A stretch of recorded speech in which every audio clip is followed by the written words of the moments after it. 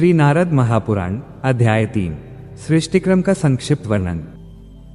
नारद जी ने पूछा, सनक जी, आदिदेव भगवान विष्णु ने पूर्वकाल में ब्रह्मा आदि की किस प्रकार सृष्टि की, ये बात मुझे बताइए। श्री सनक जी ने कहा, देवर्षि, भगवान नारायण अविनाशी, अनंत तथा सर्वव्यापी हैं। उन्होंने इस संपूर्ण चराचर जगत को व्याप्त कर रखा है।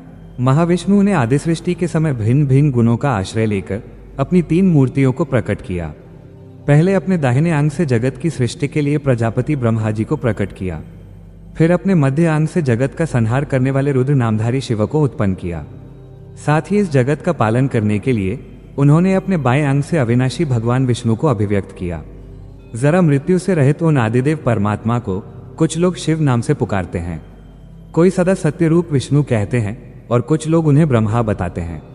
भगवान विष्णु की जो पराशक्ति है वही जगत रूपी कार्य का संपादन करने वाली है। भाव और अभाव दोनों उसी के स्वरूप हैं। वही भाव रूप से विद्या और अभाव रूप से अविद्या कहलाती है। जिस समय ये संसार महाविष्णु से भिन्न प्रतीत होता है उस समय अविद्या सिद्ध होती है, वही दुख का कारण होती है।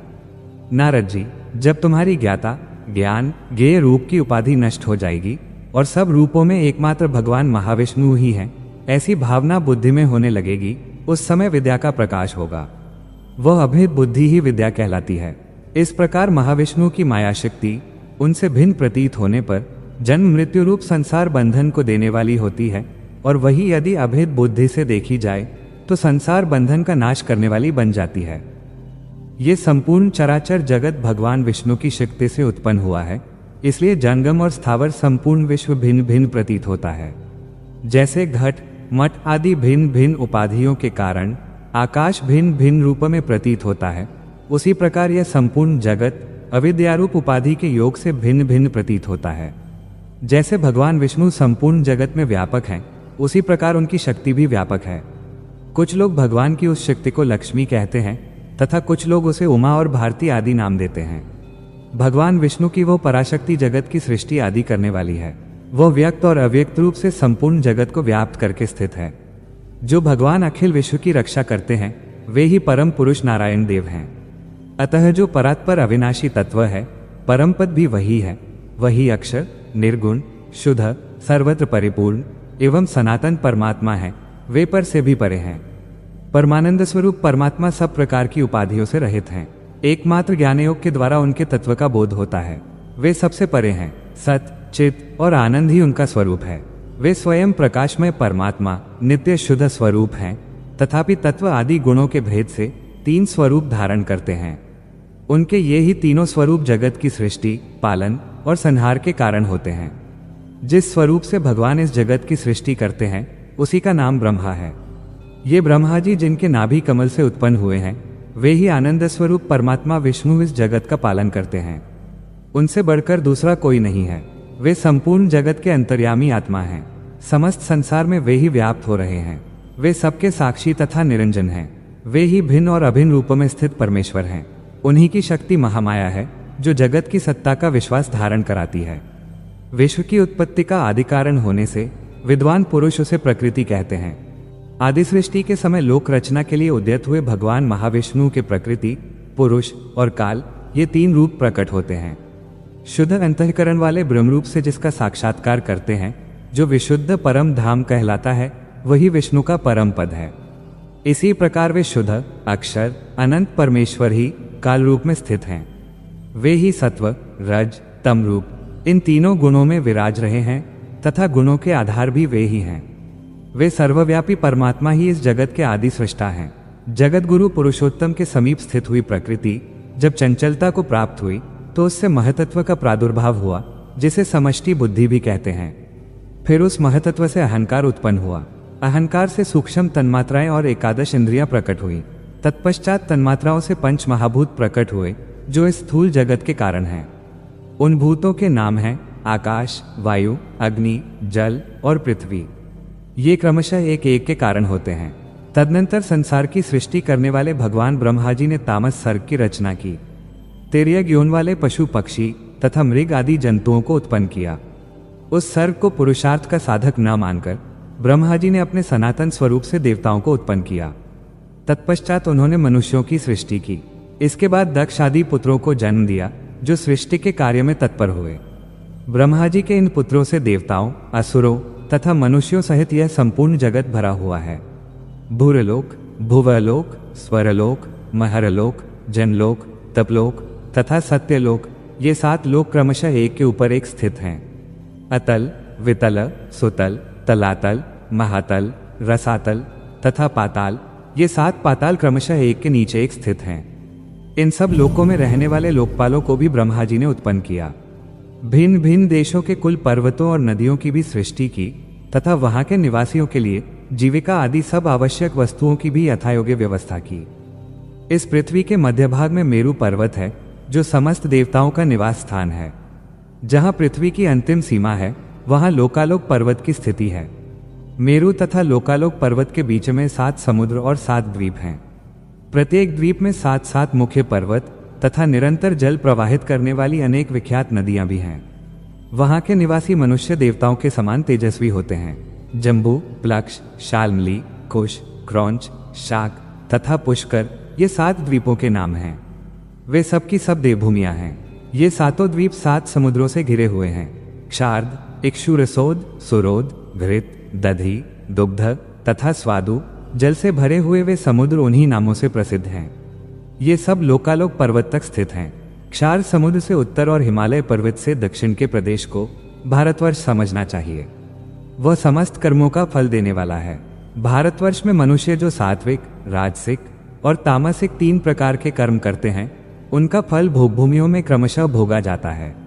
भारतवर्ष में किया हुआ जो शुभ अथवा अशुभ कर्म है, उसका बचा हुआ फल जो जीवों द्वारा अन्यत्र भोगा जाता है। आज भी देवता लोग भारत भूमि में जन्म लेने की इच्छा करते हैं। वे सोचते हैं, हम लोग कब संचित किए हुए महान अक्षय, निर्मल एवं शुभ पुण्य के फलस्वरूप भारतवर्ष की भूमि पर जन्म लेंगे और कब वहां महान पुण्य करके परम पद को प्राप्त होंगे, अथवा वहां नाना प्रकार के दान, भांति भांति के यज्ञ या तपस्या के द्वारा जगदीश्वर श्रीहरि की आराधना करके उनके नित्यानंदमय अनामय पद को कब प्राप्त कर लेंगे। जो भारत भूमि में जन्म लेकर भगवान विष्णु की आराधना में लग जाता है, उसके समान पुण्यात्मा तीनों लोकों में कोई नहीं है। भगवान के नाम और गुणों का कीर्तन जिसका स्वभाव बन जाता है, जो भगवत भक्तों का प्रिय होता है, अथवा जो महापुरुषों की सेवा शुश्रूषा करता है, वो देवताओं के लिए भी वंदनीय है। जो नित्य भगवान विष्णु की आराधना में तत्पर है अथवा हरि भक्तों के स्वागत सत्कार में संलग्न रहता है और उन्हें भोजन कराकर बचे हुए अन्न का स्वयं सेवन करता है, वो भगवान विष्णु के परम पद को प्राप्त होता है। जो अहिंसा आदि धर्मों के पालन में तत्पर होकर शांत भाव से रहता है और भगवान के नारायण, कृष्ण तथा वासुदेव आदि नामों का उच्चारण करता है, वो श्रेष्ठ इंद्रादि देवताओं के लिए भी वंदनीय है। जो मानव, शिव, नीलकंठ तथा शंकर आदि नामों द्वारा भगवान शिव का स्मरण करता तथा सदा संपूर्ण जीवों के हित में संलग्न रहता है, वह भी देवताओं के लिए पूजनीय माना गया है। जो गुरु का भक्त, शिव का ध्यान करने वाला, अपने आश्रम धर्म के पालन में तत्पर, दूसरों के दोष न देखने वाला, पवित्र तथा कार्यकुशल है, वह भी देवेश्वरों द्वारा पूज्य होता है। जो ब्राह्मणों का हित साधन करता है, वर्ण धर्म और आश्रम धर्म में श्रद्धा रखता है तथा सदा वेदों के स्वाध्याय में तत्पर होता है, उसे पंक्तिपावन मानना चाहिए। जो देवेश्वर भगवान नारायण तथा शिव में कोई भेद नहीं देखता, वो ब्रह्मा जी के लिए भी सदा वंदनीय है। जो गौओं के प्रति क्षमाशील, उन पर क्रोध न करने वाला, ब्रह्मचारी, पराई निंदा से दूर रहने वाला तथा संग्रह से रहित है, वह भी देवताओं के लिए पूजनीय है। जो चोरी आदि दुर्गुणों से दूर रहता है, दूसरों द्वारा किए हुए उपकार को याद रखता है, सत्य बोलता है, बाहर और भीतर से पवित्र रहता है तथा दूसरों की भलाई के कार्य में सदा संलग्न रहता है, वह देवता और असुर सबके लिए पूजनीय होता है। जिसकी बुद्धि वेदार्थ श्रवण करने, पुराण की कथा सुनने तथा सत्संग में लगी होती है, वह भी इंद्रादि देवताओं द्वारा वंदनीय होता है। जो भारतवर्ष में रहकर श्रद्धापूर्वक पूर्वोक्त प्रकार के अनेकानेक सत्कर्म करता रहता है, वह हम लोगों के लिए वंदनीय है। जो शीघ्र ही इन पुण्यात्माओं में से किसी एक की श्रेणी में अपने आप को ले जाने की चेष्टा नहीं करता, वह पापाचारी एवं मूढ़ ही है। उससे बढ़कर बुद्धिहीन दूसरा कोई नहीं है। जो भारतवर्ष में जन्म लेकर पुण्यकर्म से विमुख होता है, वह अमृत का घड़ा छोड़कर विष के पात्र को अपनाता है। जो मनुष्य वेदों और स्मृतियों में बताए धर्मों का आचरण करके अपने आप को पवित्र नहीं करता, वो आत्महत्यारा तथा पापियों का अगुआ है। जो कर्मभूमि भारतवर्ष का आश्रय लेकर धर्म का आचरण नहीं करता, वो वेदज्ञ महात्माओं द्वारा सबसे अधम कहा गया है। जो शुभ कर्मों का परित्याग करके पाप कर्मों का सेवन करता है वो कामधेनु को छोड़कर आग का दूध खोजता फिरता है। इस प्रकार ब्रह्मा आदि देवता भी अपने भोगों के नाश से भयभीत होकर भारतवर्ष के भूभाग की प्रशंसा किया करते हैं। अतः भारतवर्ष को सबसे अधिक पवित्र तथा उत्तम समझना चाहिए। ये देवताओं के लिए भी दुर्लभ तथा सब कर्मों का फल देने वाला है। जो इस पुण्यमय भूखंड में सत्कर्म करने के लिए उद्यत होता है उसके समान भाग्यशाली तीनों लोकों में दूसरा कोई नहीं है। जो इस भारतवर्ष में जन्म लेकर अपने कर्म बंधन को काट डालने की चेष्टा करता है वह नररूप में छिपा हुआ साक्षात नारायण है। जो परलोक में उत्तम फल प्राप्त करने की इच्छा रखता है उसे आलस्य छोड़कर सत्कर्मों का अनुष्ठान करना चाहिए। उन कर्मों को भक्तिपूर्वक भगवान विष्णु को समर्पित कर देने पर उनका फल अक्षय माना गया है। यदि कर्मफलों की ओर से मन में वैराग्य हो तो अपने पुण्य कर्म को भगवान विष्णु में प्रेम होने के लिए उनके चरणों में समर्पित कर दे। ब्रह्मलोक तल के सभी लोग पुण्यक्षय होने पर पुनर्जन्म देने वाले होते हैं, परंतु जो कर्मों का फल नहीं चाहता वो भगवान विष्णु के परम पद को प्राप्त कर लेता है। भगवान की प्रसन्नता के लिए वेद शास्त्रों द्वारा बताए हुए आश्रमानुकूल कर्मों का अनुष्ठान करना चाहिए। जिसने कर्म फल की कामना त्याग दी है वह अविनाशी पद को प्राप्त होता है। मनुष्य निष्काम हो या सकाम उसे विधिपूर्वक कर्म अवश्य करना चाहिए। जो अपने वर्ण और आश्रम के कर्म छोड़ देता है वो विद्वान पुरुषों द्वारा पतित कहा जाता है। सदाचार परायण ब्राह्मण अपने ब्रह्मतेज के साथ वृद्धि को प्राप्त होता है। यदि वो भगवान के चरणों में भक्ति रखता है तो उस पर भगवान विष्णु बहुत प्रसन्न होते हैं। समस्त धर्मों के फल भगवान वासुदेव हैं। तपस्या का चरम लक्ष्य भी वासुदेव ही हैं। वासुदेव के तत्व को समझ लेना ही उत्तम ज्ञान है तथा वासुदेव को प्राप्त कर लेना ही उत्तम गति है। ब्रह्मा जी से लेकर कीट पर्यंत ये संपूर्ण जगत वासुदेव स्वरूप है, उनसे भिन्न कुछ भी नहीं है। वे ही ब्रह्मा और शिव हैं, वे ही देवता असुर तथा यज्ञ रूप हैं, वे ही यह ब्रह्मांड भी हैं। उनसे भिन्न अपनी पृथक सत्ता रखने वाली दूसरी कोई वस्तु नहीं है। जिनसे पर या अपर कोई वस्तु नहीं है तथा जिनसे अत्यंत लघु और महान भी कोई नहीं है, उन्हीं भगवान विष्णु ने इस विचित्र विश्व को व्याप्त कर रखा है। अध्याय 3 समाप्त।